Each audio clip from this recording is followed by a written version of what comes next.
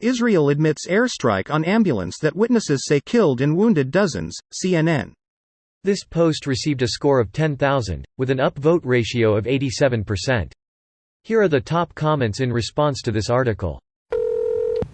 How the hell does one determine Hamas is using the ambulance from a distance? In theory, intercepted intelligence, or they loaded it in plain sight and a UAV or drone caught it. But who knows, the IDF could just be full of shit and guessing. It could also just be faulty intelligence.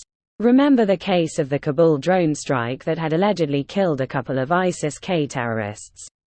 The victims ultimately turned out to be a guy who worked for a US-based aid group and 7 children, with no evidence of any terror link whatsoever. What's the difference between a Taliban training camp and an Afghan wedding? Don't ask me, I just fly the drones. That's not my department, says Werner von Braun. The images online are horrific, including dead children. I think this is a good video to watch, showing the daily lives of people at the hospital where the airstrike occurred. It's not NSFW. It's even a little uplifting, showing how regular people are trying their best to deal with their new circumstances. I think everyone who has watched videos of Palestinians chanting death to Israelis or whatever should also watch stuff like this, for the sake of balance and having a more complete picture. Israel is losing the communication war. It cannot wage a war against Hamas and win the communication war.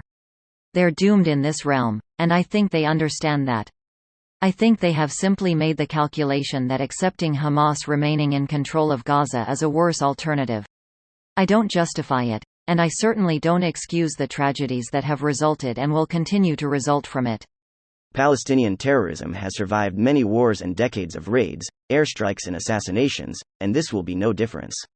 The best guess is actually closer to, it can only wage the war with Hamas by winning the communication war, aka winning hearts and minds, aka forging an alliance with moderate Palestinians, because the only way to get rid of Hamas is by robbing them of support within the population. Hearts and minds is incompatible with Israeli sentiment at the moment and extra incompatible with this current government. I think that this is also the latent realization behind much of the criticism of the war. People sense that civilians are being killed for nothing. Given a choice for how to achieve an end to the occupation and the formation of a Palestinian state, 21% prefer negotiations, 22% prefer peaceful popular resistance, and 52% prefer armed conflict.